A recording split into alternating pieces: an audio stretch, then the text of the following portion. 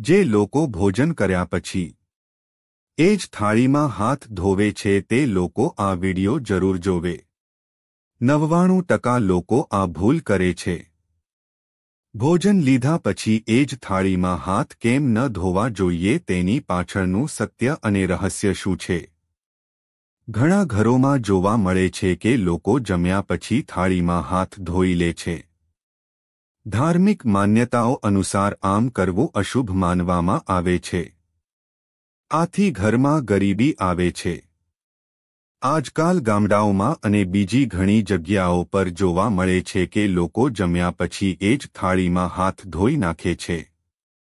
પરંતુ થાળીમાં હાથ ન ધોવા પાછળનું કારણ શું છે? આજે આપણે આ એક જ્ઞાનવર્ધક અને ખૂબ જ સમજવા લાયક કથાના માધ્યમથી તે વાતને સમજવાનો પ્રયાસ કરીશું। તે પહેલા મિત્રો, તમને વિનંતી છે કે વિડિયોને લાઇક અને શેર કરી દેજો અને આપણી યુટ્યુબ ચેનલને સબસ્ક્રાઇબ જરૂરથી કરી દેજો। તો ચાલો મિત્રો, આજની રસપ્રદ કહાની શરૂ કરીએ। મિત્રો, રાધનપુર નામનું એક ગોકુળિયું ગામ હતું। તે ગામમાં એક ગરીબ માણસનો પરિવાર રહેતો હતો। આ પરિવારના લોકો ખૂબ જ ધાર્મિક અને દયાશીલ હતા। એક દિવસ તે પરિવારમાં રહેતા પતિ-પત્ની પોતાનું બપોરનું ભોજન જમવા બેઠા હતા। તેની પત્નીએ થાળીમાં દાળ, ભાત, શાક, રોટલી અને ઘરમાં ઉપલબ્ધ અન્ય વસ્તુઓ પીરસી। પછી કોઈક અજાણ્યો વ્યક્તિ તે લોકોના ઘરના દરવાજા પાસે આવ્યો। એક મહાત્માજી ભિખારીના વેશમાં આવ્યા હતા અને કહ્યું, મને ભિક્ષા આપો, મને બહુ ભૂખ લાગી છે, મેં ઘણા દિવસોથી ખાધું નથી। તે વ્યક્તિએ તેમને ખૂબ આદર સાથે બોલાવ્યા, આવો મહાત્માજી, તમે અમારા ઘરે આવીને અમને ધન્ય કરી દીધા છે। તેને તે મહાત્માજી માટે બેઠક ગોઠવી અને તે માણસે તે ભિખારીના રૂપમાં આવેલા મહાત્માજી સામે થાળી મૂકી। પતિ-પત્નીનો પરિવાર ખૂબ ગરીબ હતો અને ઘરમાં બહુ ઓછું ખાવાનું હતું। જે કંઈ થોડું પણ ખાવાનું હતું તે તેની પત્નીએ મહેનત કરીને તૈયાર કર્યું હતું। મહાત્માજીને ભોજન પીરસ્યા પછી તે વ્યક્તિ શાંતિથી બેસીને તેમની સેવા કરતો રહ્યો। મહાત્માજીને ભોજન ગમ્યું અને તેમણે પૂછ્યું કે શું મને વધુ ભોજન મળશે? પુરુષની પત્નીએ જવાબ આપ્યો કે હવે ઘરમાં માત્ર 2 જ રોટલી બચી છે, બીજું કંઈ નથી। મહાત્માજીએ તેની વાત સાંભળી। જ્યારે તેમણે કીધું ત્યારે તે વ્યક્તિ બંને રોટલી લઈને આવ્યો અને કહ્યું, ભાઈ, કૃપા કરીને આ પ્રસાદ સ્વીકારો। મહાત્માજીએ તેની તરફ જોયું અને કહ્યું, ના ના, મારે હવે વધુ ભોજનની જરૂર નથી। તે જ્ઞાની હતો અને જાણતો હતો કે આ લોકો ગરીબ છે। તેને તે વ્યક્તિ પાસેથી રોટલી લેવાની ના પાડી। તેણે હાથ જોડીને કહ્યું, તમે અમારા મહેમાન છો, મહેરબાની કરીને તમારા મનની સામગ્રી ખા। મહાત્માજીએ કહ્યું, જો તમારી આ ઈચ્છા છે તો એક રોટલી રાખો। એક રોટલી પીરસવામાં આવી અને એક રોટલી બાકી રહી ગઈ। મહાત્માજીએ દાળ, ભાત, શાક અને 5 રોટલી ખાધી। તેઓનું પેટ ભરાઈ ગયું અને તેઓ સંતુષ્ટ થઈને પોતાના રસ્તે ચાલ્યા ગયા। હવે ઘરમાં માત્ર પતિ-પત્ની જ બચ્યા હતા। તેઓએ વાસણો અને થાળી બહાર રાખી હતી। ઘરમાં જે કંઈ બચ્યું હતું, થોડી દાળ, થોડું શાક અને અડધી વાડકી ભાત, બંને મળીને પોતપોતાની થાળીઓ ભરી।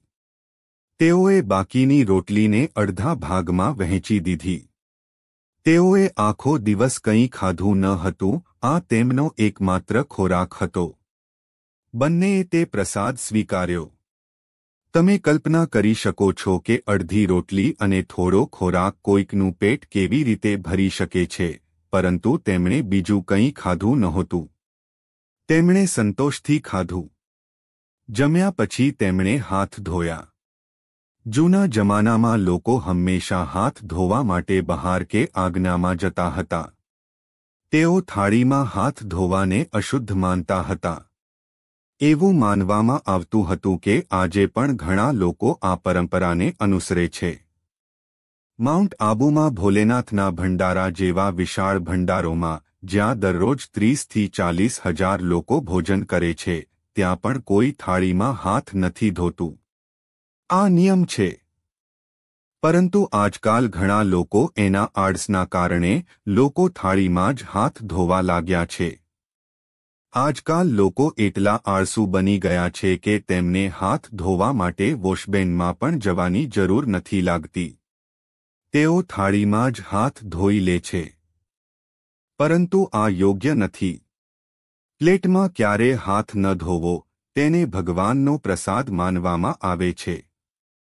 જ્યારે આપણે ભોજન બનાવીએ છીએ ત્યારે ભક્તિના માર્ગ પર ચાલનારા ઘણા લોકો તે ભગવાનને અર્પણ કરે છે. થાળીમાં ભોજન પીરસ્યા બાદ તેમાંથી થોડું ભોજન કાઢીને ભગવાનના નામ પર ચઢાવવામાં આવે છે. કેટલાક લોકો થાળીને પાણીથી ફેરવીને ભગવાનને ભોજન અર્પણ કરે છે અને પછી પ્રસાદ તરીકે તેનો સેવન કરે છે.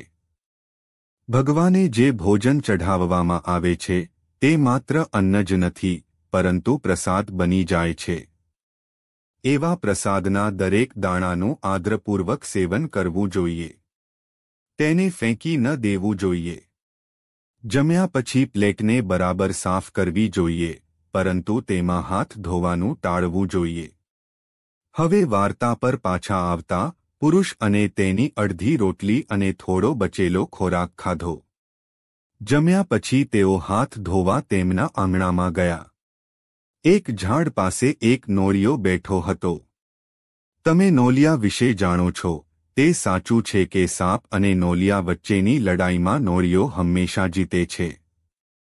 માણસે હાથ ધોતાની સાથે જ હાથ ધોવાનું પાણી નોળિયાની પૂંછડી પર પડ્યું અને નોળિયાની અડધી પૂંછડી ભીની થઈ ગઈ.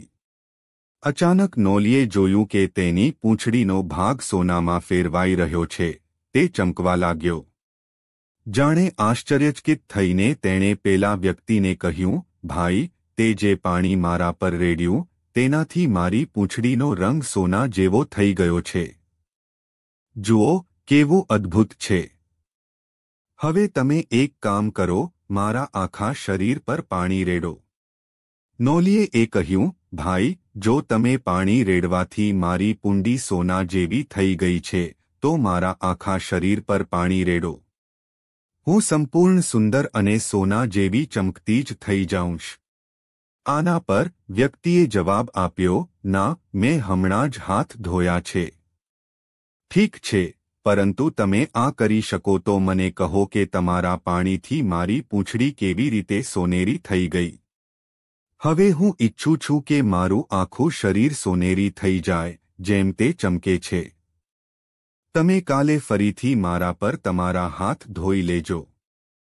તે વ્યક્તિએ હસતા હસતા કહ્યું, આમ કરવું મારી શક્તિમાં નથી, પરંતુ તમે ધર્મરાજ યુધિષ્ઠિરના રાજ્યમાં જાઓ, ત્યાં બહુ મોટો યજ્ઞ યોજાઈ રહ્યો છે. ત્યાં ઘણા તપસ્વીઓ, મહાત્માઓ અને બ્રાહ્મણો આવશે. તેઓ ભોજન કરશે અને તેમના પર હાથ ધોઈ નાખશે અને તેના હાથના પાણીથી તમારું આખું શરીર સોના જેવું થઈ જશે. તો સમજવું કે ધર્મરાજ રાજાનો યજ્ઞ સફળ થયો છે. આથી મંગુસ ખુશ થઈ ગયો અને તરત જ ધર્મરાજા યુધિષ્ઠિરના રાજ્ય તરફ પ્રયાણ કર્યું. ધર્મરાજા યુધિષ્ઠિરના યજ્ઞમાં લાખો લોકોએ હાજરી આપી હતી. બ્રાહ્મણો, તપસ્વીઓ અને મહાત્માઓ બધાએ ખાધું અને હાથ ધોયા. મંગુસ પણ ત્યાં બેસી ગયો, પરંતુ તેનો બાકીનો શરીર સોનામાં ફેરવાયો નહીં. જ્યારે યજ્ઞ પૂરો થયો અને દરેકે પોતાની દક્ષિણા લઈને ચાલ્યા ગયા, ત્યારે ધર્મરાજા યુધિષ્ઠિરે સભા બોલાવી. એસેમ્બલીમાં અર્જુન અને ભીમે કહ્યું, આટલો મોટો યજ્ઞ અને અન્નદાન ઇતિહાસમાં પહેલા ક્યારેય થયું નથી. અમારા મોટા ભાઈ ધર્મરાજ યુધિષ્ઠિરે સોનું, ચાંદી, હીરા અને મોતીનું દાન કર્યું, આજ સુધી કોઈએ કર્યું નથી. ત્યારે મંગુસ અટકાવીને કહ્યું, ભીમ ભૈયા, ચૂપ રહો. અહીં કોના નથી, કોઈ નથી. જો યજ્ઞ ન થયો હોય તો સાચો યજ્ઞ તે ગરીબના ઘરમાં જન્મ્યો હતો. ભીમે આશ્ચર્યચકિત થઈને પૂછ્યું, તમે કોણ છો અને તમારું અડધું શરીર સોના જેવું કેવી રીતે થઈ ગયું? મંગુસે જવાબ આપ્યો, હું તો મંગુસ છું, પણ મારી પૂંછડીનો ભાગ સોના જેવો કેમ થઈ ગયો તે જાણવા માટે તમારે મારી વાર્તા સાંભળવી પડશે. તમારે સાંભળવું પડશે. મંગગુસે કહ્યું, ભાઈ મહારાજ, નજીકમાં એક ગામ છે. તે ગામમાં એક ગરીબ માણસ રહે છે, જે સંપૂર્ણ ભક્તિ અને ભાવનાથી ભગવાનને માને છે. તેને ભિક્ષામાં જે કંઈ પણ મળે છે, તે તેમાંથી ભોજન રાંધીને ખાય છે. મંગગુસે આગળ કહ્યું, તે દિવસે હું જમ્યા પછી હાથ ધોતાની સાથે જ ધોવાનો પાણી મારા પર પડ્યું અને મારું અડધું શરીર સોનામાં ફેરવાઈ ગયું. તે પછી મને કહ્યું હતું કે તારું આખું શરીર સોનામાં ફેરવાઈ જાય તો સમજવું કે યજ્ઞ પૂરો થઈ ગયો. પણ ભાઈ, અહીં તો કેટલાય બ્રાહ્મણોએ ભોજન ખાધું છે અને હાથ ધોયા છે, પણ મારું શરીર સોનું બન્યું નથી. અને તમે કહો છો કે યજ્ઞ થઈ ગયો. ધર્મરાજ યુધિષ્ઠિર સફળ થયા છે. તે દરમિયાન શ્રીકૃષ્ણ સભામાં બેઠા હતા અને હળવા હળવા હસતા હતા. અર્જુને તેમને કહ્યું, ઓ શ્યામ સુંદર, તમે જ અનુમાન લગાવો છો કે આ મંગગુસ કોણ છે અને શું કહે છે. કૃપા કરીને અમને જણાવો કે શું યજ્ઞ ખરેખર પૂર્ણ થયો છે કે નહીં. વિધાનસભામાં સૌની ઉત્સુકતા વધી ગઈ. ધર્મરાજ યુધિષ્ઠિરે આટલી બધી સંપત્તિ અને સંસાધનો ખર્ચ્યા, પરંતુ મંગગુસ કહે છે કે યજ્ઞ પૂરો થયો નથી. શ્રીકૃષ્ણે કહ્યું, સાંભળો, તારો યજ્ઞ હજી પૂરો થયો નથી, એટલે આ મંગગુસનું આખું શરીર નાશ પામ્યું છે, તે સોનાથી બનેલું નથી. જ્યારે યજ્ઞ પૂરો થશે ત્યારે તેનો શરીર ચોક્કસપણે સોનામાં ફેરવાઈ જશે. અર્જુને જિજ્ઞાસા સાથે પૂછ્યું, પ્રભુ, મારા ભાઈએ જે યજ્ઞ કર્યો હતો તેટલો મોટો યજ્ઞ આજ સુધી કોઈએ કર્યો નથી, પણ તેના શરીરનો અડધો ભાગ કેવી રીતે સોનાનો થઈ ગયો? કોણે કર્યું આ એક યજ્ઞ જેમાં આ મંગગુસનું શરીર સોનાનું થઈ ગયું? ત્યારે શ્રીકૃષ્ણે અર્જુનને કહ્યું, આ મંગગુસ તે ગામમાં ગયો હતો જ્યાં એક ગરીબ માણસ રહેતો હતો. તે વ્યક્તિએ સાચી ભક્તિ અને લાગણી સાથે ભગવાનને યાદ કર્યા. તેના મનમાં કોઈ કપટ નહોતું અને તે એક સરળ અને સંતોષી વ્યક્તિ હતો. એક દિવસ તેઓ જમવા બેઠા હતા ત્યારે એક મહેમાન આવ્યા. તેમને તરત જ પોતાની પ્લેટ મહેમાનની સામે ખસેડી અને તેને સંતોષકારક ભોજન પીરસ્યું. તે ખાસ વ્યક્તિએ અડધી રોટલી પોતાના માટે ખાધી અને બીજી અડધી રોટલી પોતાના પતિને ભગવાનનો આભાર માનીને ખાધી. તે ખુશ અને સંતુષ્ટ હતો. તેમનું સંતોષકારક વર્તન અને ભક્તિ એ જ તેમની સાચી ભક્તિ હતી. તે સમયે મંગગુસે કહ્યું, જ્યારે તે ભક્તે ભોજન કર્યા પછી હાથ ધોયા ત્યારે તેમના હાથમાંથી પાણી મારા પર પડ્યું. તે જ ક્ષણે મારું અડધું શરીર સોનામાં ફેરવાઈ ગયું. અર્જુને પૂછ્યું, પ્રભુ, આ કેવી રીતે શક્ય છે? શ્રીકૃષ્ણે હસતા હસતા કહ્યું, અર્જુન, તારા ભાઈએ આના પાછળ કરોડો રૂપિયા ખર્ચ્યા છે. સાચા ભક્તને યજ્ઞ કરીને જે પુણ્ય મળ્યું તે કરતાં વધુ પુણ્ય મળ્યું. શ્રીકૃષ્ણે ઉમેર્યું, ગરીબ વ્યક્તિ તેની સંપૂર્ણ સંપત્તિ અથવા તેની થાળીમાં રહેલું ભોજન મહેમાનને સમર્પિત કરે છે. તેની પાસે 4 રોટલી હતી અને તેણે તે દાન કરી દીધી, તેને બધું દાન કર્યું હતું. અને તેથી તેને સૌથી મોટું પુણ્ય મળ્યું. અર્જુને પૂછ્યું, ભગવાન, આ મંગગુસનું આખું શરીર ક્યારે સોનામાં ફેરવાશે? શ્રીકૃષ્ણએ કહ્યું, તમારા રાજ્યમાં એક ભૂખ્યો તપસ્વી છે. પહેલાથી તેને શોધો. શોધખોળ કરતાં જાણવા મળ્યું કે જંગલમાં એક મહાત્મા ભૂખ્યા થઈને તપસ્યા કરી રહ્યા હતા. તેમને ભોજન માટે આમંત્રણ આપવામાં આવ્યું અને પછી તેઓએ ખાધું અને હાથ ધોયા. ત્યારે તેમના હાથમાંથી પાણી મંગગુસના શરીર પર પડ્યું અને મંગગુસનું આખું શરીર સોનેરી થઈ ગયું. અને તેના વાળ સોના જેવા ચમકવા લાગ્યા. તે જ સમયે ત્યાં મૂકેલી ઘંટીઓ જાતે જ વાગવા લાગી. શ્રીકૃષ્ણએ કહ્યું, હવે યજ્ઞ પૂરો થયો છે. શ્રીકૃષ્ણએ કહ્યું, યજ્ઞ ત્યારે જ પૂર્ણ થાય છે જ્યારે જરૂરિયાતમંદોને ભોજન આપવામાં આવે છે. સૌથી મોટો યજ્ઞ અન્નદાન છે.